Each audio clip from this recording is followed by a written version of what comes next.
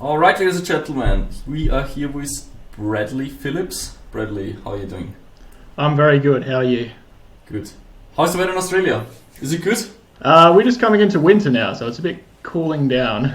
Yeah, but it never gets too cold to play, right? Well, it's always to say good cold, I am talking about 14 degrees Celsius, so that's probably warm to you guys. No cool down ever. No cool down ever, huh? Gas pistols always work. That's the dream. Okay, Bradley. I think the audience is highly curious about gel ball in general because not everyone has heard about it. Or maybe people have heard about it, but they're not really aware of what is not the exact difference between airsoft and gel ball. So maybe you can get into this a bit. Like, what is gel ball? Sure. So, gel ball was pretty much created to fill a spot where airsoft is illegal. So, it started in China, moved to Australia. And basically the only differences are the ammunition, so it's firing a ball of water surrounded in polymer, and those explode on impact, so it doesn't hurt as much as airsoft does. It also, the internals, a lot of them are compatible with airsoft stuff, so like your gear sets and your gearboxes and stuff, fairly similar stuff. Mm-hmm. The barrels are 7.3 mil, so it's a bit larger than the airsoft barrel internal diameter. And we also don't have a hop-up system at the start of the barrel. We put it at the exit because the airsoft style of doing that wouldn't work with gel balls. Mm-hmm. Okay, can you tell us a bit about also the community? Because this was now kind of like the technical standpoint, how these devices work and what's the projectile. But what about the community? What can you say about the community from gel ball versus airsoft? Similarities and differences. So gel ball is mainly in Australia. So we're a community made up of people who wish we could be playing airsoft, but we can't because of the laws and that. There's kind of a mixture between milsim people and speed soft people, so people who play competitively indoors and that kind of stuff, versus outdoors on large fields. Pretty much the same as airsoft, just we're not shooting anywhere near as far as a airsoft gun does. Mm-hmm. So the fields are kind of smaller. Range of a gel blaster, like within the power probably range? About 30 to 40 meters, maybe slightly more if you like angle the shots and try and hit someone. Yeah. Good luck though. And that's like absolute range, or would you say it's efficient range? Like you shoot one of these gel balls. Do you think you're gonna hit, or is it more like do you play with precision shots, or is it more like a volume? To hit someone at 30 meters, you're probably looking at like a 5-round burst to guarantee a hit. A single shot will probably be about 20 meters that you guarantee a hit. So yeah, gel ball is nowhere near as accurate as airsoft or even dartsoft, which is why we kind of play a bit of both. Yeah. I did look into gel ball a lot lately. Like I would say the last 3 months I've been following the community, and also for the audience, like if you guys are not aware of it, what is happening at gel ball fields is that people mix dart tag, which is kind of like Nerf but high powered, into gel ball. So it's like a mix match, which you like in airsoft that's not really a thing. Every thing that takes a player out is a 6mm or a 6.44 BB if you go for full thrust. But it's very much the same. While a gel ball versus a dart tag, I mean, there's like two completely different concepts and two completely different things. The limitations of gel ball not being very accurate lend us to using Nerf guns or dartsoft as snipers, because they can shoot about 70 meters maximum range with an effective range of single shots hitting at 30 meters. So it does have a bit of an accuracy benefit over gel ball, and that's why I like to use both. Can you tell us a bit about the technical side from the dart tag? Like for the people who are not aware of it, what is what's the difference between a Nerf gun that you buy from Toys R Us and the dart tag devices that you guys are using at the field? So a lot of the stuff we're using at the fields are modified either from the ones you buy at the stores or completely designed, like 3D printed from the ground up at home. There's also some retailers coming out with like fully complete ones you can buy like Saber have made the M20 and stuff like that. They're pretty expensive though compared to the homemade ones. But fundamentally, they're doing the same kind of thing as Airsoft and gel ball. There's a spring that gets compressed and pushes a piston, air gets expelled and pushes a dart out through a barrel. What's the power of these? Because I actually own one of these things because I was highly curious. And man, when I shot it, I was like, what the heck? Like this I didn't chrono it, I don't know, but it looks like more than 3 joules.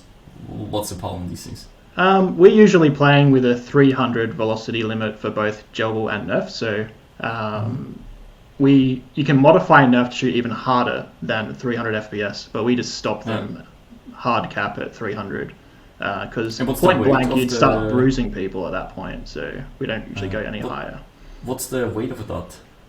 1 gram. So it's actually 1 gram. Yeah. Okay, so we're looking at what, 6 joules? Yep. 6 joules. That's insane. That's like paintball level of power. Not as much as paintball.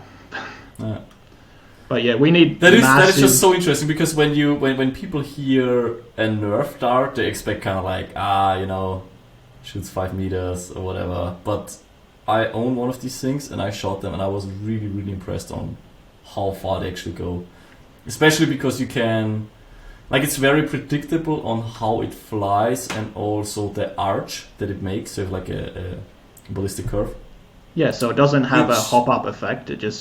It drops as soon as you fire it. So you aim higher to go further. Which I like the idea of this consistency because with a hop-up can be very consistent, but if you let time pass between shots, as a player you will have a hard time estimating like where does it still fly in my crosshairs, where does it rise over the crosshairs, and where does it drop again. Like it's really, really hard to. It's almost impossible to say, okay, there's a cover at 60 meters, but the guy's behind this, and I use my hop-up effect to get over this, but then hit him behind, and that's almost impossible.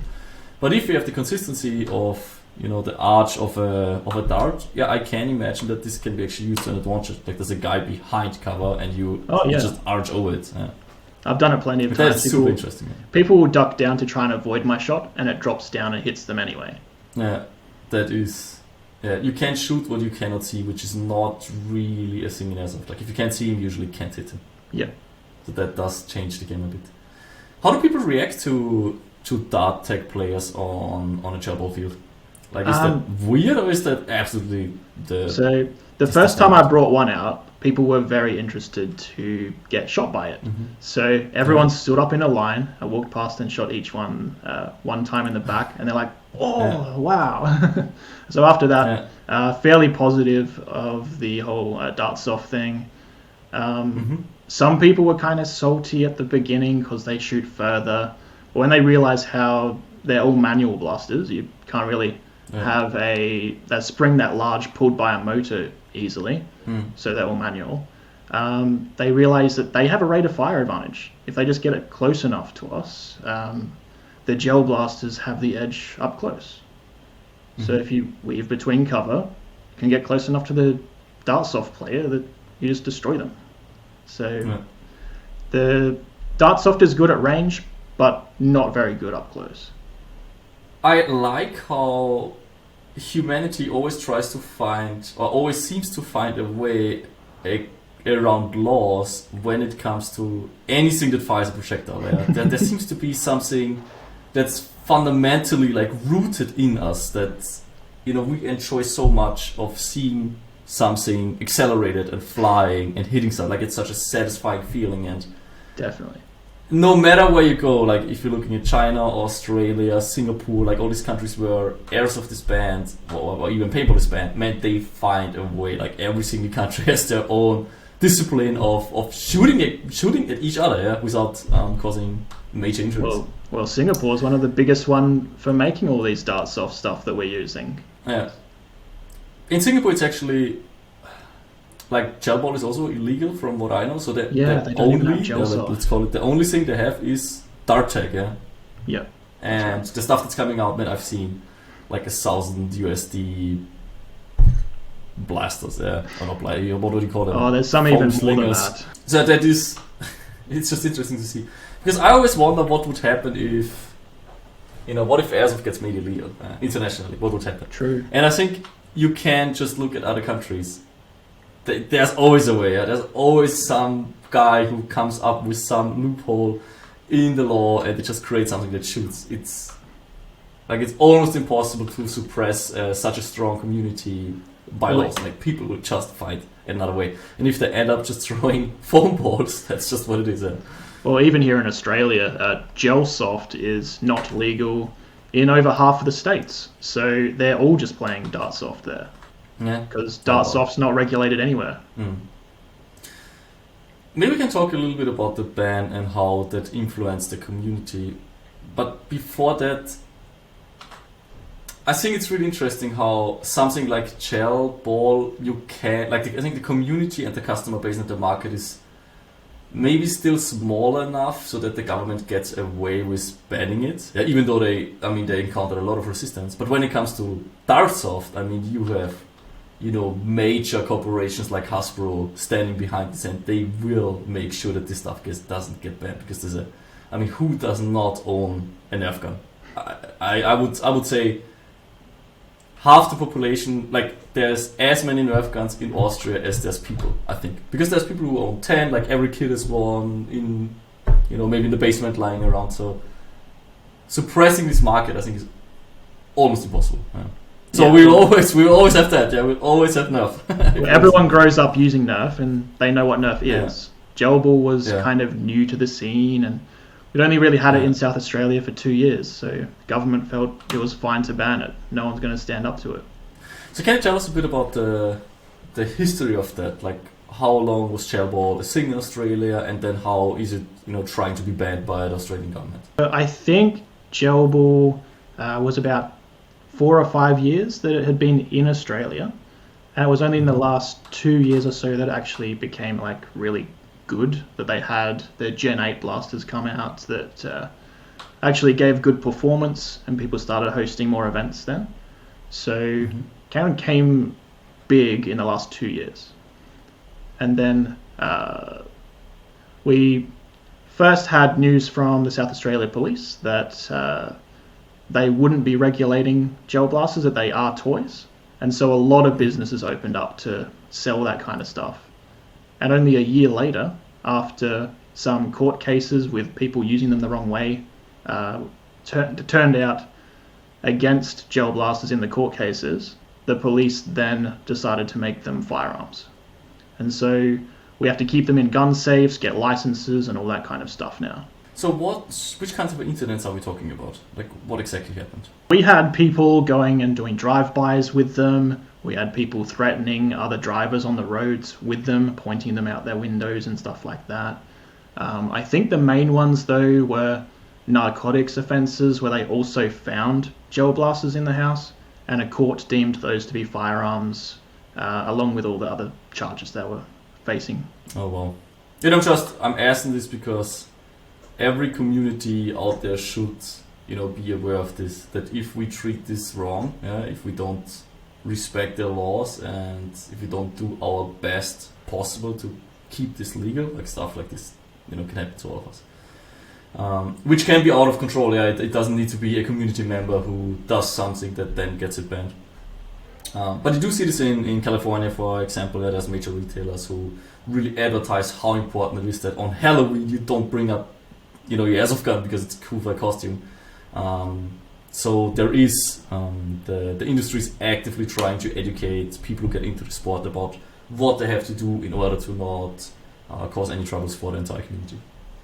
Which is, gun bags when you go to the field. Don't show up in full camo. Don't run with your pistol holstered into a gasoline station. Well, we actually had a program similar to that. Every time you buy a blaster in Australia, you were given a Stop and Think campaign leaflet with it that told you kind of stuff like that. Don't take it out in public, keep it concealed in a bag when you're transporting it, all that kind of stuff. But people still went and did the wrong thing. And how people only look at the wrong things. They don't look at everyone doing the right thing. Yeah, of course. That's how it always goes.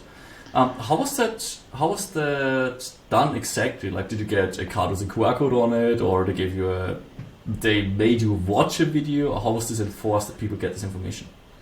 So this was done in the state of Queensland, which is actually where most gel blasters come into Australia from. And they were just like a leaflet that they put in the box with the blasters and some stickers they put on the boxes and stuff like that, with a big stop sign on it and all these instructions and how you could be breaking the law if you do this kind of stuff. How did the businesses work together here? Was there some kind of, or is there some kind of, I don't know, some kind of organization, like in the Netherlands, there's the NABV, which they, you have to get an NABV license in order to own an airsoft gun, and having this license ensures that you are educated about what you're buying and what you can do, what you cannot do. Is this a thing in Australia? Currently in Australia, there's not really any one organization. There's a lot of small groups that were made up on the threat that you needed to be in a club to own one. That never actually came out to be true. So there's all these gel blaster clubs that are taking people's money pretty much that don't need to be. And there's not one governing body that represents the entire sport, unfortunately. It's kind of all fragmented. I mean, there's multiple sides to it. Like in the Netherlands with the NABV, people are very split on it, because they have to pay money for it. I think it's like $80 a year or something like this. And people always just wonder, where does this money go and so on. And I don't want to get into it. Like, it's a very charged topic. But I think the idea of having this centralized and someone taking care of it, maybe even people from the industry sort of have the incentive to keep the sport going, because in the end they're making the money. There's also strength in numbers. I think that's not a bad thing. If you're all one big group, you can have your voice heard a lot easier than if you have heaps of small groups. Yeah, exactly. I wonder if this summer could be executed as well in an entire Europe or the US. I think that wouldn't be a bad idea. I think what's happening in the US is that there's just some powerhouses of retailers like Evic who are highly interested in keeping the sport legal, and if there's some laws being about to be passed, like, they will just intervene, and they have the financial power and they have the reach to kind of stop this. But if it's spread between many, we actually tried to stop it. We actually had a large retailer take the South Australia Police to court, and while the court case was still ongoing, our government signed into law that gel blasters are a firearm, even though it was looking like we were going to win the court case. So they just sidestepped the entire court case and wrote it into law. Oh wow. What was the reaction from, I could just imagine if people would ban airsoft in, I don't know, like a big country like Germany, where I think the population is similar to Australia. It's like 80 million. Is Australia what, like 100 million? How many people live in Australia? I honestly haven't looked up that number in a long time. Okay, let me check that real quick. What have we got? Australia. I'm sure it's smaller than you guys there. Australia population 25 million. Okay, I was pretty damn wrong. Okay, 25 million. Still, like, if you would ban airsoft in a country this size, then I think people would go on the street and protest and try to make this stop. Like in Canada, I think Canada is, check population. Canada population, in the ballpark, like 37. We tried the whole protesting thing as well, but that didn't seem to stop them. How was this organized, these protests? Like, who felt responsible for it and who organized all of this? And was it like one huge protest that was well organized, or was it just multiple groups trying to do their thing? I think it was mostly a Facebook group was set up immediately to fight the whole thing, and we posted like event dates and times on there. So it wasn't like a big one organization doing it. Individual people were putting out event dates and stuff. How did it look like? Like, did you go through the streets of which city? Like, what was? So South Australia has the capital city being Adelaide, and we just marched through the city with banners and all that. I have some videos up of what we did. I think I've seen that actually. I've seen it. But we were giving out flyers to people and that kind of stuff, and marched from the police headquarters, they're the ones who made the changes, and then marched to the Parliament House, who ended up signing it into law. Was there any reaction? I mean, it wasn't in the news, from what I could see, like the Australian news. the Australian news is fairly anti-gun usually. So with gel blasters, a lot of fear campaign. The actual legal reason they were able to ban gel blasters was the functionality of them, that they say they compress air. But everything in the media, they were saying how they look like real guns and trying to get the public against us because they look like real guns. But that's not even why they banned them. So you guys also couldn't work around it by working with, factories in the East and tell them, hey, make something that doesn't look like a gun, but it shoots gels? Could that No, solve we can't. the issue? As long as it shoots the same way as a gel blaster, it would still be considered a firearm under these changes. Even if it looked like a Nerf, but it fired gel balls. The only reason Nerf is allowed is because it's sold as a toy, usually. But it does compress air as well, so how did they get around that? There's wording in our laws that says if it's a children's toy, firing toy projectiles, it's not a firearm. So it's an exemption specifically for Nerf and similar stuff like that. Wow, I mean, that's all I can say. That's unfortunate. When you're talking about South Australia, how much is this of the population of whole Australia? Like, are we talking 10% or like 50%? Or what is that? I'd probably guess 10 to 15%. We're one of the smallest states. Did it affect you as well? Like, are you living there in South Australia? Yeah, that's where I live, yeah. So how did this affect your YouTube channel? Can you still... Do you have to go somewhere else to review them, or how do you do it? So I have to keep the gel blasters locked in a gun safe, and every gel blaster I get, I have to pay a registration fee, which adds up to about 110 Australian dollars, which previously I was just given the blasters for free, so that's an added expense for me now. I have to go to a gel ball field to actually fire them, so to chrono or test accuracy, anything like that, I can't do that at home anymore. Have to do it at a gel ball field, and I've pretty much just switched over to doing all of that at a gel ball field now. So gel ball fields are still a thing in South Australia? Yeah, because, we currently have two popular ones that are hosting events, and we have two others that are registered but haven't hosted any events yet. So what the government did was basically not making it illegal, but putting a huge barrier into owning one, right? That's what they did. Just make it not accessible anymore. But also, we used to have heaps more fields than that, because people would set them up on private property, where now they have to get licensed and pay all these registration fees and stuff, and get approved by council and all this stuff, which a lot of them couldn't after the changes. So a lot of them have shut down. Man, when I hear this, I just feel like steps need to be taken to make sure that this doesn't happen to Airsoft, and we also should support you guys. What do you think there's any way that you get this back on track again, or do you think this fight, like this war against the government, is lost? It's at least in South Australia. In South Australia, I don't really see a way of us getting it back on track. But now, gel ball is actually in the same boat as Airsoft here. We actually legally could have Airsoft in South Australia if we had a field. So the only thing stopping me from buying an Airsoft gun right now is not having a field. So if someone sets one up, we could actually have Airsoft pretty soon after that. That is cool. I think that would also attract more people. I think overall Airsoft is more attractive than gel ball because of the range and the precision. Definitely. Like it's closer to... I've spoken to most of the gel ball people and most of the Nerf people, and if we had Airsoft, a lot of them would switch over immediately. Yeah. And maybe that would also make people go through the hassle of getting the license and paying those registration fees if they can have something superior to what they used to have. Yeah, exactly. So maybe that could become a thing, yeah. I mean, I hope for the best, and I hope the community grows fast so that maybe you guys can then, go back to the parliament and say, we have a huge community and there's a market for it and it supports lots of jobs and it's an industry. Don't suppress it. Okay, talking about, differences from gel ball to Airsoft, can you tell me how the hop-up of a gel ball system works? Because you said you put it at the end of the barrel. How does that look like?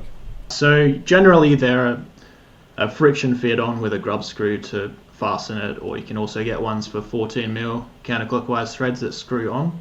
But they just have a little tongue at the top, which is adjustable in how far down it sits, and then the gel ball hits that on the way out and gives it backspin.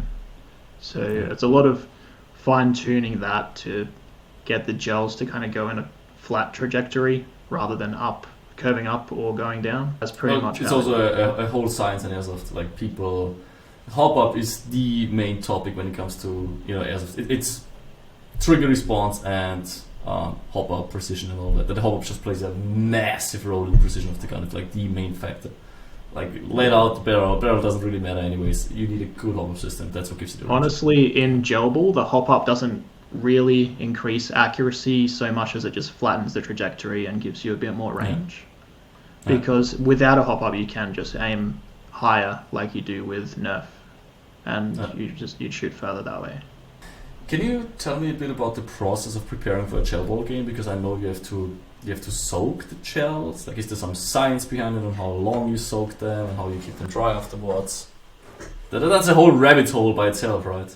There's a lot of theories on how you can do certain things to make it better, but the basics of it is you get dehydrated gel balls, generally in packs of about 6,000 to 10,000, depending on whether they're... How much is that? Like 10,000 rounds? Just to the comparison to this. About $10 Australian. Oh wow, just like a tenth of the cost of Airsoft. That's nice. And then you chuck it in water and leave it for about 4 hours, unless you have some specific size barrel that you need them to be smaller. They'll grow to about 7.3 mil after 4 hours.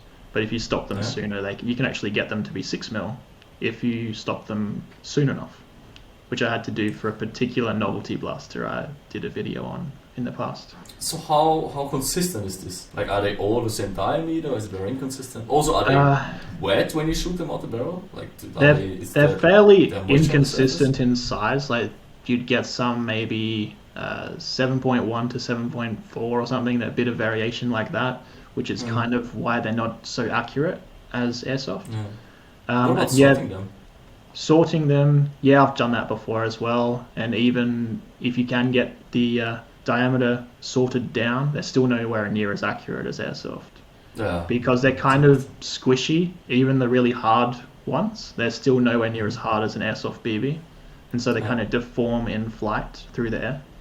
Bit like throwing a water balloon, I suppose. Yeah, so it goes like wow. But yeah, generally you'd want to drain the gel balls before use. So I use like a funnel with a bit of a sieve in the bottom of it. Just pour them in and then put them in a bottle that's dry, and then just go use them. What about the parts that you use in there? How much money do people generally invest in a gel blaster? Like, what's the range? Does this go from where to where? So you have all the really bad ones ranging from about $200 up to $300, and then from $300 Australian dollars or Australian dollars, yeah. What's that in US dollar? Probably about $240, $250 is about $300 Australian. Okay. And then going up from the $300 price point, you start to get some actually decent ones, and all the way up to fully custom ones that might cost about $800 to make, or retailers might sell for about $1,000 to $1,200. You also have HPA systems, which I think cost about $2,000 or so. So we're looking at like $1,000 US max. Like, that's kind of like the cap. What's still considered for a good AEG? Normal. You'll probably be looking around $1,000 for a really good, like, top of the line AEG. And for HPA, you'd be looking about $2,000. And how does this change the player's experience? Like, do you get more accuracy or more range or higher rate of fire, or all the three? It's really just rate of fire and reliability, to be honest. I have been just as competitive with a stock $200 blaster as I am with a $1,000 blaster. Because they're inherently inaccurate, there's nothing to really gain in having a more expensive one, aside from rate of fire. There is quite a difference. Actually, I would say 5 years ago, it was true that if you invest a bunch of money into Airsoft, you are a better player, because stock guns were just not decent. But by now, man, you can get a $300 AG that shoots. I mean, you probably don't have the trigger response and not the reliability, but from a precision standpoint and range standpoint, like, they're on par with some really high-end builds. So the industry is really getting there. Products are getting better and better and better. And by now, they are, especially in the HE sector, they're there. Like, you can get something really decent out of the box for small money. But we also do have, of course, people who manage to drop $2,000 into an HE that then doesn't shoot any better, but it has all the bells and whistle, like real steel stuff mounted onto them and all that. I don't want to say nonsense, but I guess it's nonsense. Then I tag them out with a Nerf gun and they go on rage. Yeah. Why was never, like, if gel ball blasters are like made ready out of the box, why do you think the Nerf industry is lacking them these like out of the box solutions? Because Nerf starts out as a children's toy, a lot of people like to keep it cheap and just modify those themselves. Or also, probably in the last 2 or 3 years, people have started 3D printing a lot of blasters. So you can print the entire thing pretty much, piston and all that, and just go buy some hardware store springs, O-rings, and a couple of metal rods, and you're good. So Nerf has been a lot more creative, where people build their own thing from scratch and then go out and use it. It's only recently that companies have started making complete blasters that are good to go out of the box. And I wonder how the development of gel ball looked like when it started. Like, can you walk me a bit through these couple of years, like from the first one to what it was before it got banned? So the first gel blasters that came out, I believe, were kind of hybrid, really bad Nerf blasters that also fired gel balls, and they only probably fired about 10 meters or so. Going along from there, the Gen 8 was the first actually good and popular one that popularized the sport. Can you stop it right there real quick? Why did it start with gel ball and not airsoft? Like, why was gel ball legal but not airsoft? How does that come? Well, airsoft is legal the same way that gel ball is now. It's regulated, but I think most people didn't know that it is. So it's because what was my theory is that it's maybe classified as a water gun because it shoots water, or is that bullshit?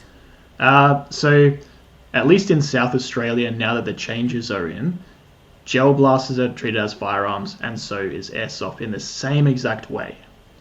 Mm-hmm. So we could have airsoft soon if someone actually made a field.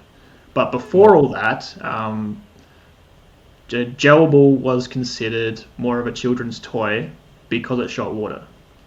And airsoft was already regulated. So this wasn't airsoft, so it kind of got around the regulations on airsoft by being different. So it was like a grey area that the entire community was based on. Like, it was not set in stone, it was just kind of like, no one really knows how to treat this, so we just assume it's legal and there we go. Pretty much, yeah. That does explain why you said previously the police said it's considered a toy and then businesses started to invest. Because before that, it's kind of like, man, do we want to, go this path if maybe 2 months down the line they say... Yeah, pretty much as soon as the police said, yeah, we're treating them as a toy, they're not a firearm, businesses exploded. The popularity of the sport exploded. There was 80 plus people at a game every weekend at multiple fields on the same day, whereas now we're only getting about 30 to 40. What would you say, like, how many players are playing on, before it got banned, like on a weekend through entire Australia? How many fields and how many people on each field? I'd have to guess, well, Queensland is more popular than here. Even before the ban, they had more fields and they had gel ball before us, but it became more popular there first. Mm-hmm. So I'd have to guess they probably have about 5 or 6 different fields going on the same day as each other. And going from videos I've seen, they probably have about 20 to 30 people at each, possibly even more. Mm-hmm. Whereas here, now that the bans come in, we only have 2 fields that run regularly, and we're only getting 20 to 30 people. When it comes to the dart tag, I've seen that in the US people just take those dart, what do you call them, Nerf slingers? We call them Nerf blasters or dart soft, one of those two. Dart soft, okay. Yeah. I've heard that I've seen videos where in the US they print them in absurd colors that it absolutely looks like a toy. There's like transparent parts, and then actually go into parks and play it. Like they don't go to the field, but because it doesn't look like a gun at all, and it's not really dangerous for anyone. Even if you get hit in the eye, like you get away with it. It's not pleasant, but I think you can get away with it. Is this a thing in Australia that people just go to a park, or do they always go to fields? We're kind of unique in South Australia now, in Queensland, that we have gel ball fields that we can choose to go and play Nerf at. Before that, we were like the rest of the world, where Dartsoft was played in public parks or around schools or anywhere in public because they look like toys. Because they don't look like a real gun, we can use them anywhere. That's actually very interesting and very attractive, because when I walk through a city or when I walk through a shopping center, I always imagine there's no people and you could just play Airsoft here. But now with StarTag, you don't have to wish for no people, because it doesn't matter. Yeah? It's like someone runs with a Nerf gun through a shopping center, no one calls the police, right? So that sounds extremely attractive, that I can literally call up my friends and say, yo, let's go to XYZ and let's just play there. That sounds really attractive, actually. Yeah, that's how most events in the world, even still, are done. You just make an event and say, look, come to this public park at this time and we'll have a Nerf war. That's insane. I guess you're limited in covers, like you only have trees probably and a couple of bushes. There's no, Some of them bring like pop-up racks. covers, like blow-up really? barricades and stuff. But wow. The best ones that I like is like in the forest and stuff like that, where you have trees and fallen logs and stuff to hide behind. Yeah, man, this is such a different community, actually. Like I think that the Chairball community, I can very much relate to it. I think it's pretty much the same as Airsoft. A bit less range, which I would assume that fields can be a bit smaller because the range is not that big. Yeah, they're definitely smaller. But Nerf, like Dart Tag, is a different beast, I think, because you can play it in public parts. That makes it just so different. It's even played in countries where they have Airsoft, and they choose the Nerf specifically because it doesn't look like a real gun, and because you can play it in a public park, and there's no fees attached to doing that. You could build something for a couple of dollars, just buy a secondhand blaster, upgrade it yourself from hardware store parts, and take it out and play for free at a park. I mean, I don't have to explain this to you, but when you go to the Airsoft game, it's connected with a lot of preparation. It costs a lot of money. It doesn't cost a lot of money, but it's something. You still pay $30 for game entrance. You pay for the ammunition, which you can collect again with StarTag. And you do prepare for, I don't know, a couple hours the day before, getting everything ready, getting your gear ready, your camouflage. And man, the StarTag, it sounds like you literally take the thing, you put on some shades, and you just go out and play. Pretty much. That sounds so convenient. You could just do it for half an hour after work and go home afterwards. Like it's not, because Airsoft is kind of connected to it, or at least how it's played in Austria. It's different in the US. Like some people literally go for an hour, play some CQB and go back. But that's not, I don't really see this, at least in Austria. Usually an Airsoft game it takes an entire day. Even the day before the preparation, and then you go there, you play an entire day, and in the evening you're just done. Like you drink a beer with your friends and you just, I don't know, you go to sleep early because you're so done. But the RTAG, that's what makes it, I think, really, really, really different. Not if you play it at a field, of course, that's then connected to, very. If I wanted to play a public Dartsoft game, all I need to do is grab one of my blasters from up on the wall and grab some darts and jump in the car. But you do have safety goggles on, right? Of course, yeah.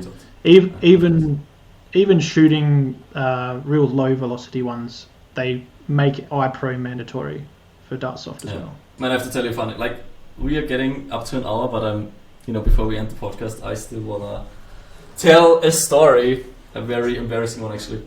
Okay. So I bought the Caliban Nerf blaster because I was just curious on how is that thing. If there's a community built around it almost, because that seems to be the most popular thing. I took it, I was in my office, actually in this exact office, and I just shot it against the wall, and the dart came back and hit me in the eye, like that. Like the first shot just hit me in the eye. I was like, the fuck. And it wasn't terrible. Like it wasn't terrible. I could see, and it was all good. And after 2 minutes, the pain was gone. But I was like, okay, these things are actually quite serious. Like they're no joke. Yeah, they are no joke. I've almost done that to myself before as well. Yeah, because they come back at you. Like you could probably shoot around corners with this thing. You can like. Well, they've got a rubber tip on them, so of course they come straight back. Yeah. Well, Airsoft doesn't do it. I mean, they do come back, but at a very low velocity and usually in a different direction. But these come straight back at you if you shoot against the wall. All right, Bradley. We're hitting an hour, so before we are ending the podcast, maybe you can tell people on where they can find your content and what's your social media and what they can expect there. Sure. I'm pretty much just on YouTube. You can look me up as Bradley Phillips. I'm sure there'll be a link down below. And yeah, I make videos on both Gelsoft and Dartsoft. So if you're into either of those two things or curious to know what they are, I cover both of them on my channel. Okay, great. That was Bradley Phillips. Thanks for being part of this, and see you sometime soon. Let's do another podcast at some point. Thank you. Good. Bye. See ya.